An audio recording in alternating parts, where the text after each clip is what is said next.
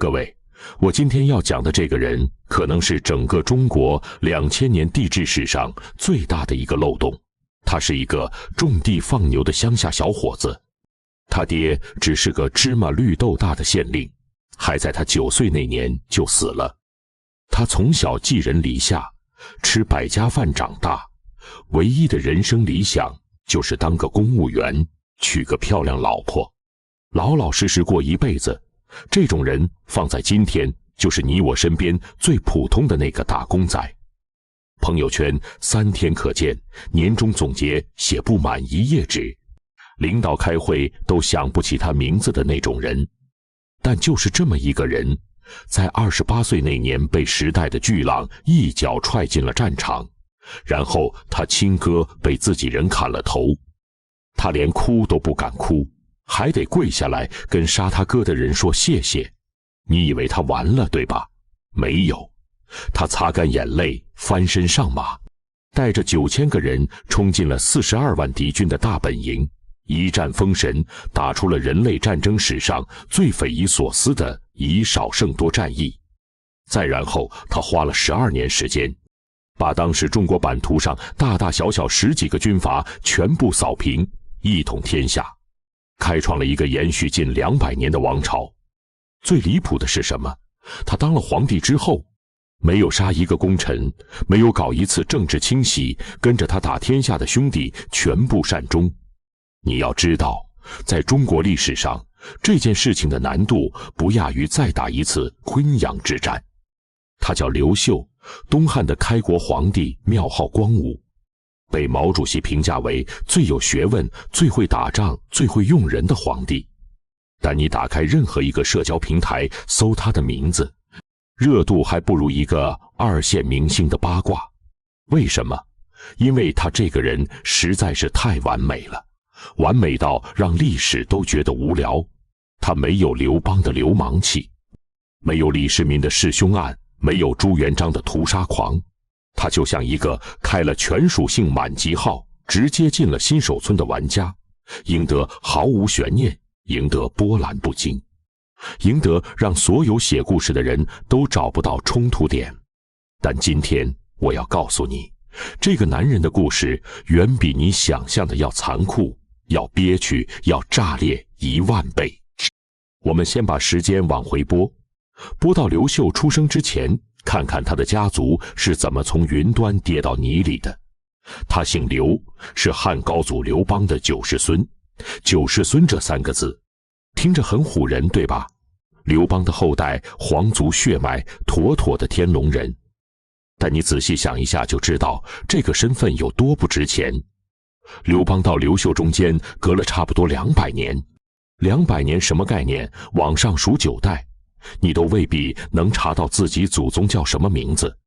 更要命的是，西汉有一个制度叫推恩令，这个制度的核心逻辑就是一个字：切，你爷爷是个王，封地1000里，传到你爹这辈，兄弟5个，1分1人200里，再传到你这辈，兄弟7、8个再切，1人分个几十里，切到最后，你的封地还没一个村大，你的爵位还不如一个乡镇干部。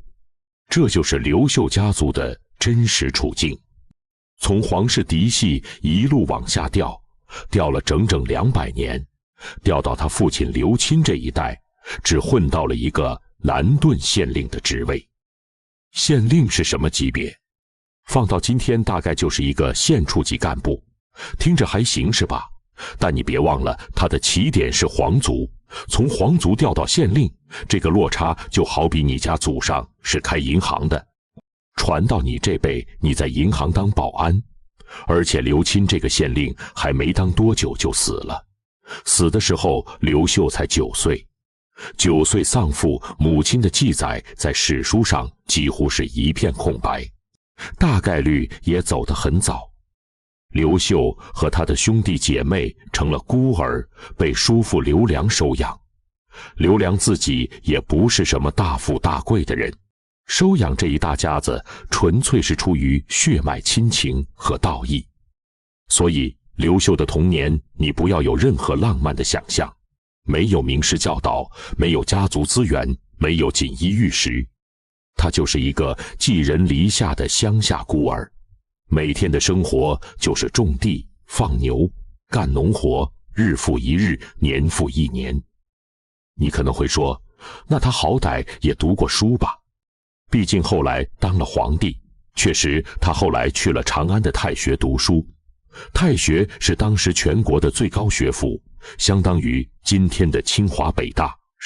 但你千万不要以为他是学霸逆袭的励志故事。史书上对他在太学的评价是4个字：略通大义。什么意思？就是学了个大概，了解个皮毛。考试能及格，但绝对拿不了奖学金的那种水平。他在太学最大的收获不是学问，而是他在长安城里见到了一个人，准确地说是见到了一个场景。他看到执金吾出行，就是首都的禁卫军司令巡街，那个排场前呼后拥，车马如龙，威风得不得了。刘秀当时说了一句非常著名的话：做官就要做执金吾，娶妻就要娶阴丽华。你看，这就是他当时全部的人生野心。他不想当皇帝，他甚至不想当将军，他就想当一个体面的京官，娶一个漂亮的老婆，安安稳稳过日子。这个梦想放到今天就是一个小镇青年说，我想考个公务员编制，然后娶隔壁班的校花，格局不能说小，但绝对跟开国皇帝这4个字沾不上边。记住他这个梦想，因为后面发生的一切会让这个梦想变成全中国最大的一个黑色幽默。时间来到王莽篡汉，这一段我必须简单交代一下背景，否则你理解不了刘秀后来为什么会被逼上绝路。王莽这个人非常有意思，他可能是中国历史上最早的一个理想主义政治实验家。他通过和平手段篡夺了西汉的皇位，建立了一个叫新的朝代，然后开始搞他的乌托邦改革，土地国有化，废除奴隶制度，改革币制，恢复井田制。每一项政策听起来都特别超前，超前到你都怀疑他是不是穿越回去的。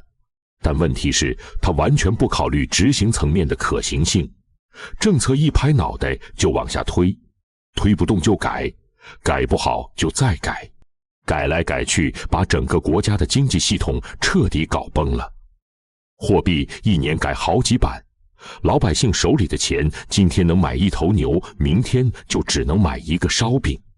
土地改革得罪了所有的豪强地主，币制改革搞垮了所有的商人，最底层的农民更惨，本来就活不下去了，现在连最后一口粥都没了。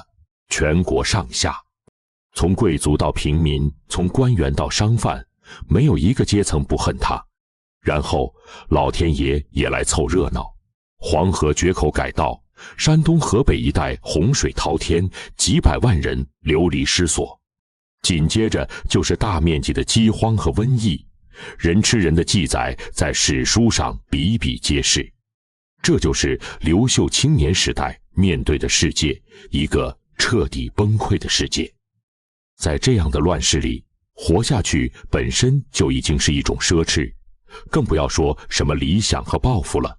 但乱世有一个特点，它在摧毁一切的同时，也在重新洗牌。当旧秩序崩塌的时候，所有人都会被迫站队，你要么加入某一方势力求活，要么被洪流吞没。刘秀的大哥刘演就是在这个时候站出来的。刘演这个人跟刘秀的性格完全是两个极端。刘秀低调、谨慎、温和，像水一样；刘演则张扬、豪迈、霸气，像火一样。刘演从小就以刘邦自居，觉得自己生来就是要干大事的。他广交豪杰，仗义疏财，在南阳一带的江湖上名声非常响。当天下大乱的时候，刘演第一个跳出来说：“咱们反了吧！”他拉起一支队伍，打出了恢复汉室的旗号，正式加入了反莽的洪流。刘秀呢，说实话，他一开始是不太想造反的。种地放牛虽然苦，但至少不会掉脑袋。造反这件事成功率低得可怜，失败的代价却是灭族。但他大哥已经举旗了，他作为弟弟没有退路，整个家族都被绑上了战车。于是刘秀也硬着头皮上了。传说他起兵的时候穷到连一匹马都没有，骑的是一头牛，你能想象吗？一个未来的开国皇帝，他参加的第一场战斗是骑着牛去的。这个画面你记住，因为他完美地诠释了刘秀起步时有多寒碜。起兵之后，刘演打得很猛，队伍越滚越大，很快就成了南阳一带最有影响力的义军领袖之一。但问题也随之而来，他们这支队伍毕竟只是地方武装，要想真正成气候，就必须跟其他起义军联合。当时最大的起义军是绿林军，这帮人推举了一个叫刘玄的人当皇帝，年号更始。刘玄也是刘氏宗族的人，但能力平庸，性格懦弱，完全是被绿林军的几个大佬架上去的傀儡。刘演的队伍并入绿林军之后，矛盾立刻就爆发了。原因很简单，刘演太强了，能力强，威望高，手下兵马多，群众基础好。绿林军的那些大佬看他就像看一根随时会扎进自己眼睛的刺。更要命的是，很多人当时都觉得刘演比刘玄更适合当皇帝。这个舆论直接把刘演推到了风口浪尖上。刘玄背后的那些绿林军大佬坐不住了，他们给刘玄出了一个主意，非常简单粗暴，杀了他。刘玄一开始还犹豫，毕竟刘演没犯什么大错，而且实力摆在那里，杀了他会不会引起兵变？但那些大佬说，你现在不杀他，等他翅膀硬了，杀的就是你了。刘玄一咬牙动手了，刘演就这么死了，死在自己人手里，死在盟友的刀下，没有战场上的轰轰烈烈，没有英雄末路的悲壮，就是在一场政治博弈中被清除掉了，像拔掉一颗钉子一样干脆利落。消息传到刘秀耳朵里的时候，我不知道他当时的心理状态是什么样的，但我可以推测，那一定是他人生中最黑暗的一个瞬间。这不只是丧兄之痛，这是一个信号，一个非常明确的信号。你的哥哥因为太优秀、太出众、太有威胁而被杀了，那你呢？如果你敢表现出任何不满、任何悲伤、任何复仇的念头，你就是下一个。刘秀在这一刻做出了一个让所有人都没想到的选择，他没有哭，没有闹，没有提兵复仇，他第一时间赶到刘玄面前请罪。注意，不是质问，不是抗议，是请罪。他说，我哥之前确实有不妥之处，他的死是他自己造成的，跟陛下无关，请陛下恕罪。他不但认了这笔账，还主动跟大哥的旧部切割，不穿丧服，不办丧事，该吃吃，该喝喝，在所有人面前表现得好像什么都没发生过一样。你能理解这种感觉吗？你最亲的人被人杀了，你不但不能报仇，还得对着凶手笑。你不但得笑，还得让所有人都相信你是真的在笑，不是装的。这不是演技的问题，这是一个人把自己的灵魂按在地上反复摩擦之后才能做到的事情。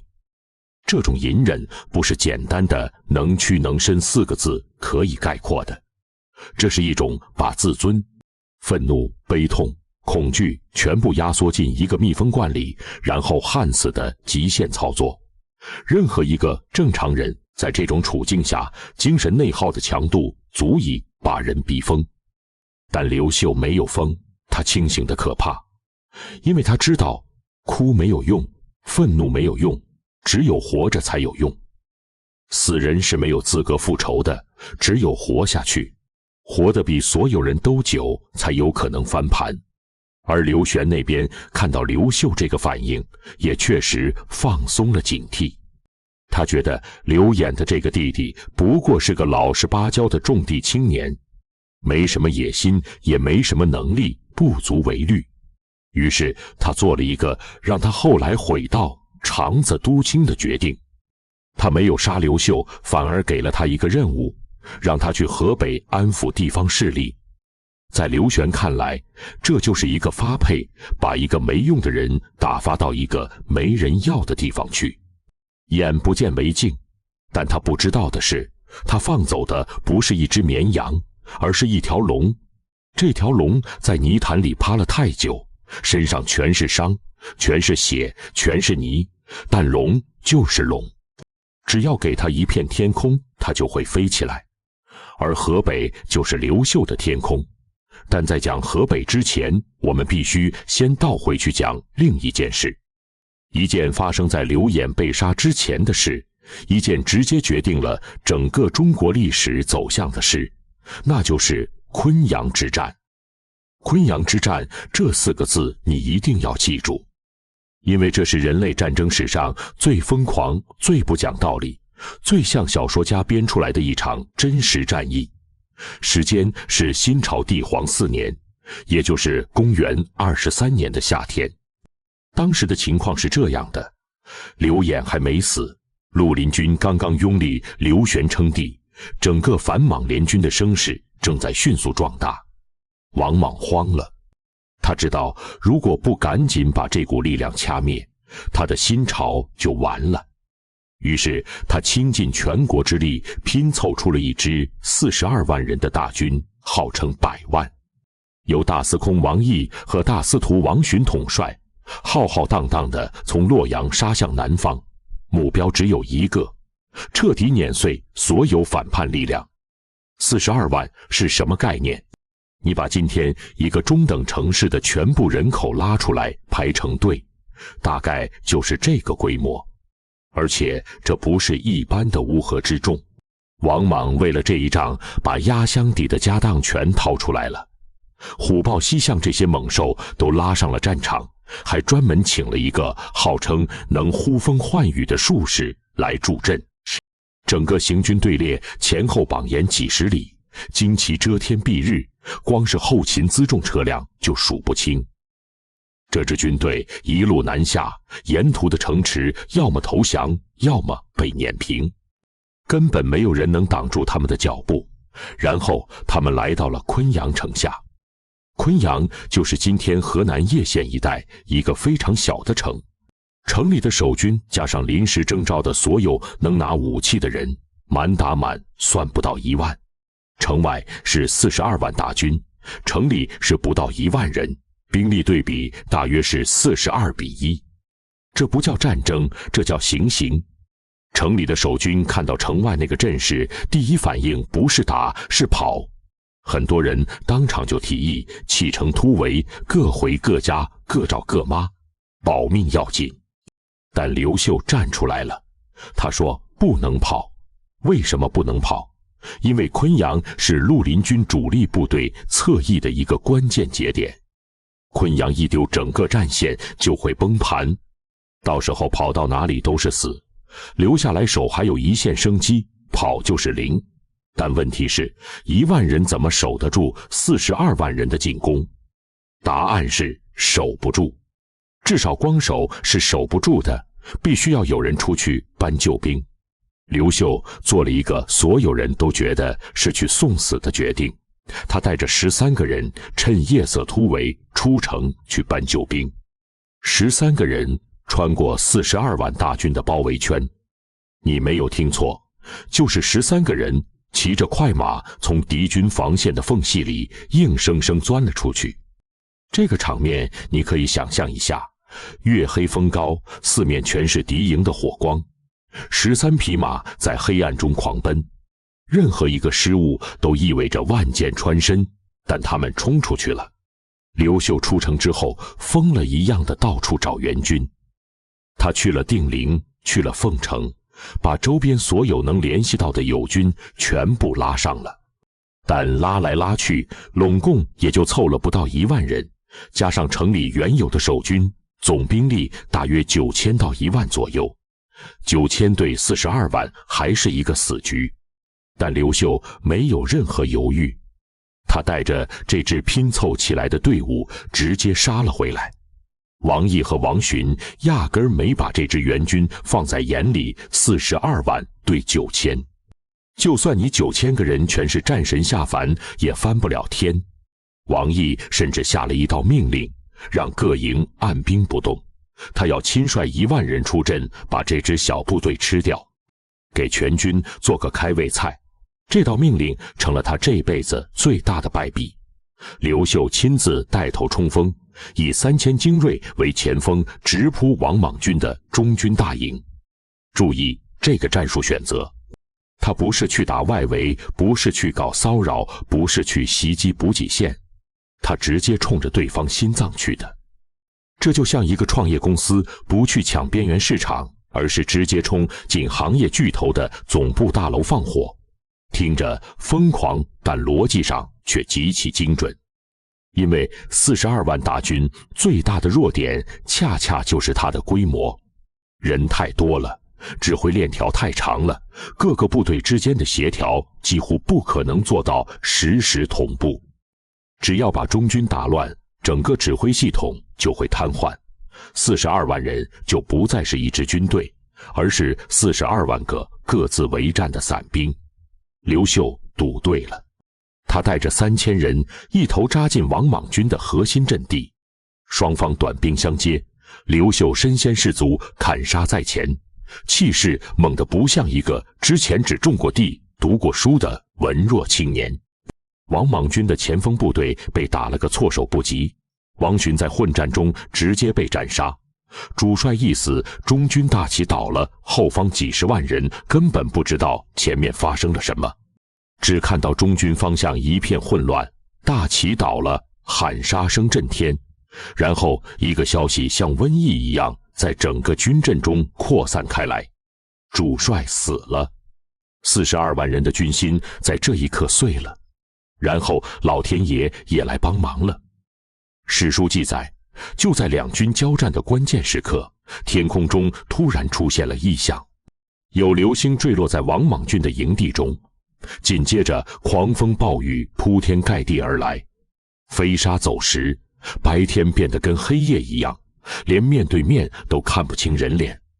城里的守军看到援军得手，立刻打开城门，全线出击。两面夹攻之下，王莽军彻底崩溃。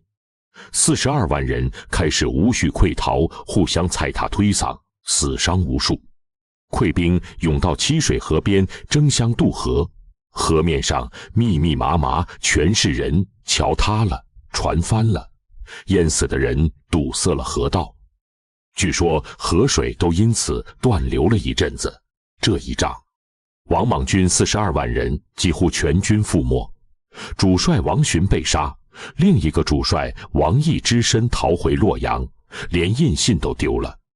王莽倾全国之力打造的这支王牌军队，在昆阳城下灰飞烟灭。而刘秀这一年刚好28岁。28岁，一个在现在刚开始还房贷的年纪，他以9000破42万，打赢了一场从任何军事教科书的角度来看都不应该赢的战役。这一仗之后，王莽的新朝就像一栋抽掉了承重墙的大楼，轰然倒塌，只是时间问题。几个月后，树林军攻入长安，王莽被杀，脑袋被砍下来，送到了更始帝刘玄的案头。但昆阳之战真正改变的不是天下大事，而是刘秀这个人。在昆阳之前，他是谁？他是刘演的弟弟，一个配角，一个影子，一个被所有人忽略的恩人。但昆阳一战之后，他的名字响彻天下，所有人都知道了这个名字，知道了在昆阳城下有一个姓刘的年轻人干了一件不可思议的事。这也正是为什么后来刘玄要杀刘演，因为刘演本来就功高震主，现在他弟弟又在昆阳一战封神，这兄弟俩的威望加在一起，已经远远超过了刘玄本人。这个威胁不消除，刘玄晚上睡觉都不安稳。所以刘演必须死，而刘秀必须忍。这也是为什么刘秀在大哥被杀之后表现得那么平静，那么顺从，那么无害。因为他比任何人都清楚，昆阳之战已经让他在刘玄的黑名单上挂了号。现在大哥的血就是一面镜子，照清楚了一个事实：在这个牌桌上，你只要让庄家觉得你有威胁，你就得死。所以他把自己变成了一个零威胁的存在，温和、谦卑、听话、无害。他要让刘玄相信昆阳之战只是他运气好，他本质上还是那个种地放牛的老实孩子，不值得浪费一把刀。他做到了，刘玄信了。然后刘玄犯了他一生中最致命的错误，他把刘秀派去了河北。刘秀到河北的时候几乎是孤身一人，没有兵权，没有地盘，没有钱粮，就揣着一个更使地的任命状。河北当时是什么局面？军阀割据，土匪横行，流民遍地，王郎在邯郸称帝，各路豪强各怀鬼胎，整个河北就是一锅沸腾的乱粥。刘秀一到河北就差点被王郎抓住杀了，最惨的时候他连饭都吃不上，大冬天没有棉衣穿，冻得手脚强烈。但就是在这样的绝境里，刘秀展现出了一种此前从未被人看到的能力。他开始整合资源，他先是取得了真定王刘阳的支持，手段是联姻。他娶了刘阳的外甥女郭圣通。注意，这个时候他心里有一个叫殷丽华的女人，他不久前才刚刚娶了殷丽华，但为了在河北站稳脚跟，他必须再娶一个。这就是政治的残酷。你以为你可以只爱一个人，但现实告诉你，感情是奢侈品，而活下去才是必需品。有了真定王的支持，刘秀的局面迅速打开。他一方面用军事手段击败了王郎，平定了河北的主要对手；另一方面用怀柔政策收编了大量的流民武装，其中最重要的一支就是铜马军。铜马军是当时河北最大的一支农民起义武装，兵力多达几十万人。刘秀打败他们之后，没有屠杀，没有清算，而是把他们全部收编进了自己的队伍。这个操作的高明之处在于，他不只是收了他们的兵，他更收了他们的心。铜马军的将领们投降之后，内心都非常不安，害怕刘秀秋后算账。刘秀怎么做的？他让这些降将继续统领自己原来的部队，然后他本人只带着极少数随从直接走进这些将军的营地巡视，身边不带卫队，不穿甲胄，不做任何防护，就这么大方方地走进几十万，刚刚还是敌人的军队中间，用自己的命去做担保，告诉所有人，我信任你们。这些铜马军的士兵和将领看到这一幕，全都懵了。他们互相看着说，这个人推赤心入人腹中，我们还有什么好怀疑的？推赤心入人腹中，把自己最真诚的心直接塞进别人的肚子里，这就是刘秀。收编铜马军之后，刘秀的实力暴涨，他手下的兵力已经达到了数十万人，整个河北几乎都在他的控制之下。到了这个阶段，所有人都看明白了一件事，这个男人不会再回去向刘玄称臣了。建武元年6月，刘秀在肥城千秋亭即皇帝位，建立东汉，改元建武，是为光武帝。从骑牛起兵到登基称帝前后，不过3年多时间，从种地放牛的乡下青年到一个王朝的开创者，这个跨度大到你用任何正常逻辑都没办法解释。登基之后的刘秀并没有松一口气，因为天下还远远没有统一。北边有彭宠在渔阳作乱，西边有问萧占据陇右，更西边有公孙述盘踞蜀地，南边还有各种大大小小的割据政权。他用了整整12年时间，从建武元年到建武12年，一个接一个的把这些对手全部消灭。打匪萧他用了4年，反复拉锯，打到陇右的豪强势力彻底瓦解。打公孙述他用了2年多。蜀道难，难于上青天，但他的军队硬是啃了下来武汉。耿习、冯异、岑彭、来涉，这些名字你可能不熟悉，但他们都是跟着刘秀打天下的顶级名将，后来被供奉在云台阁上，合称云台28将。这个团队的厉害之处不在于单个人有多猛，而在于刘秀用人的眼光和管理能力。他知道什么人该放在什么位置，什么时候该放手让前线将领自己判断，什么时候该从后方发出战略性的指令。他不是韩信那种战场上的天才，也不是项羽那种万人敌的猛将，他是一个能让天才和猛将都心甘情愿为他卖命的人。到建武12年，公孙述被灭，天下一统。刘秀用了15年的时间，从一无所有到拥有全天下，完成了中国历史上最干净利落的一次统一战争。为什么说最干净利落？因为他在整个过程中展现出的军事效率、政治手腕和人格魅力几乎找不到明显的短板，没有大规模的屠城，没有对平民的无差别杀戮，没有对降将的系统性清洗。他赢了，但赢得相对体面，这在中国古代的统一战争中是极其罕见的。天下统一了，刀枪入库，马放南山。接下来才是真正考验一个皇帝成色的时候，因为打天下难，做天下更难，而做天下最难的那一关，不是治国理政，不是发展经济，是怎么处理跟你一起打天下的那帮兄弟。翻开中国历史，你会发现一个铁律般的规律，开国皇帝几乎都会对功臣下手。刘邦杀韩信、彭越英部，朱元璋更狠，蓝玉案、胡惟庸案前前后后杀了好几万人，连李善长这种从最早就跟着他的老兄弟都没放过。为什么？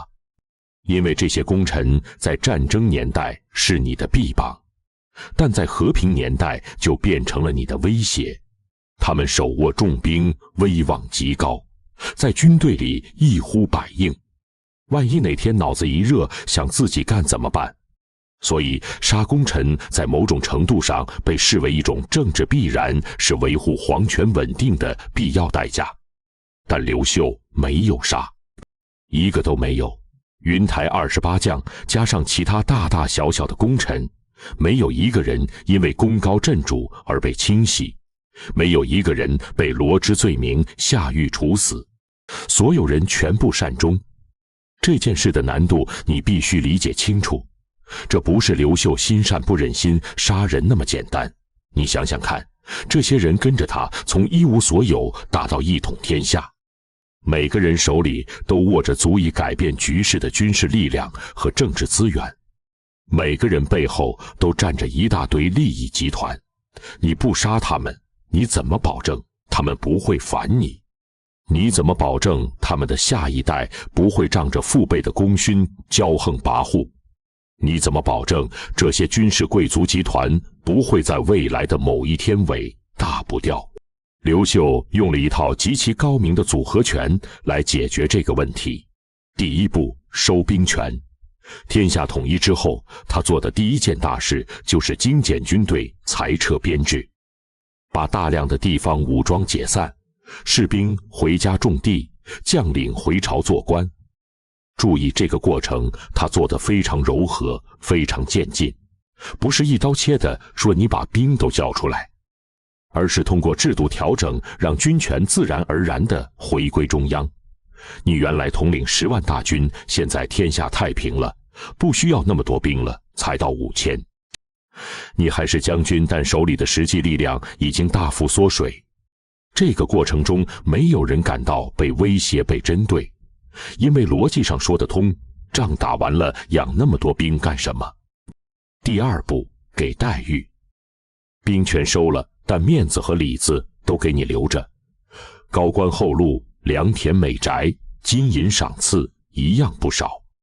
你的爵位可以世袭你的子孙，可以继续享受荣华富贵，只要你别想着造反，吃喝玩乐随你便。这一手就是用经济利益置换政治野心，让功臣们觉得我不需要冒着灭族的风险去抢皇位，我现在已经拥有的东西足够我活10辈子了。第三步也是最关键的一步，以身作则。刘秀本人的生活在历代皇帝中算得上相当节俭，他不大兴土木，不搞奢靡享乐，不养3000后宫。他勤政到什么程度，太子刘庄都看不下去了，劝他说：“陛下您悠着点，注意身体。”刘秀回了一句：“我自乐此不为疲也。”我自己喜欢干这个，不觉得累。一个皇帝自己活得这么自律，这么克制，底下的功臣们就算想膨胀也膨胀不起来。你老板天天加班，你好意思天天摸鱼吗？这套组合全打下来，东汉初年的政治格局就形成了一个非常罕见的良性循环。皇帝不猜忌功臣，功臣不挑战皇权，双方在一种微妙的信任和默契中实现了和平共处。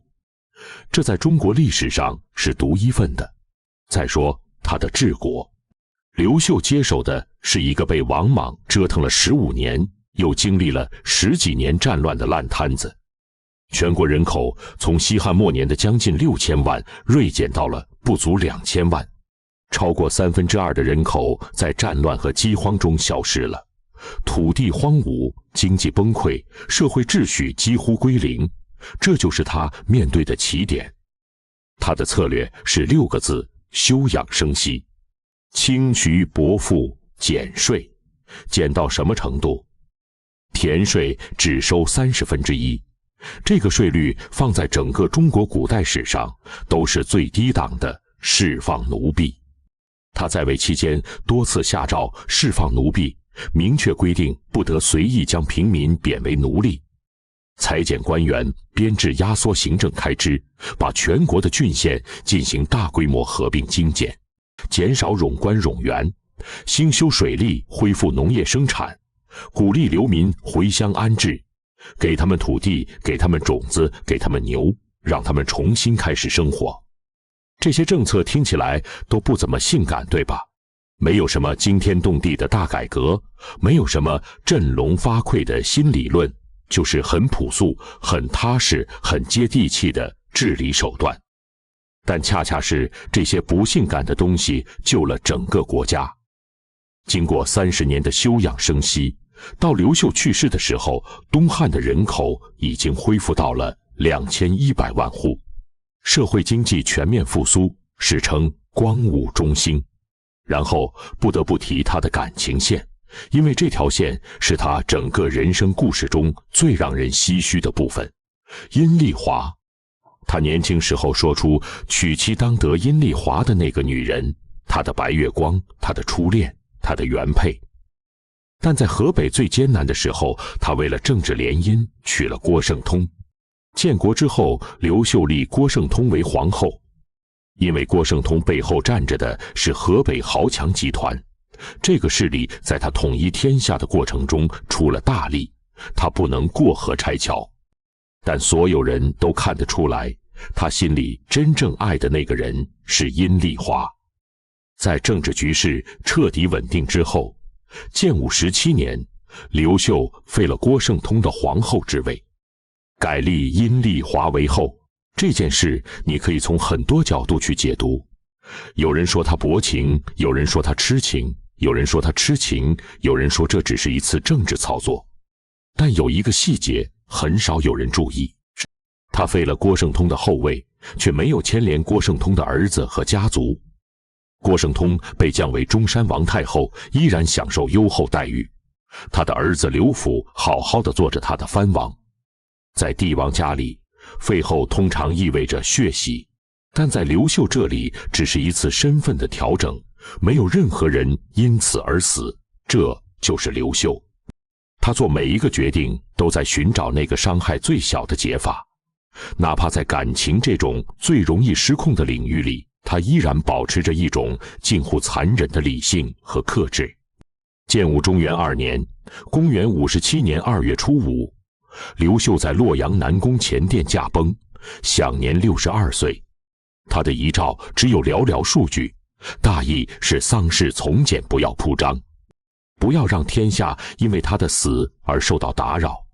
他走的时候很安静，没有什么戏剧性的临终遗言，没有什么惊天动地的最后一幕，就像他这个人一直以来给人的感觉一样，温和、克制、润物无声。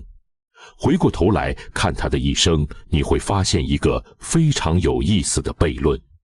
他可能是中国历史上最完美的皇帝，军事上以弱胜强统一天下，政治上善待功臣，无人被杀，治国上休养生息，恢复元气，感情上至情至性善，始善终。但恰恰因为他太完美了，所以他不火。大众喜欢看什么？喜欢看冲突，看反转，看人性的黑暗面。喜欢看刘邦的流氓气，曹操的奸雄犯，李世民的玄武门，朱元璋的杀功臣。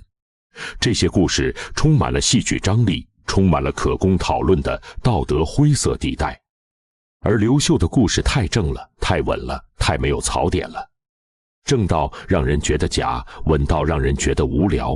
但你仔细想想看，一个人在9岁丧父寄人篱下的困境中，没有自暴自弃；在大哥被杀不得不跪地求饶的屈辱中，没有精神崩溃；在昆阳城下9000对42万的绝境中，没有退缩逃跑；在河北孤身犯险，差点被杀的险境中，没有放弃；在登上皇位之后，没有被权力腐蚀，没有变成另一个暴君。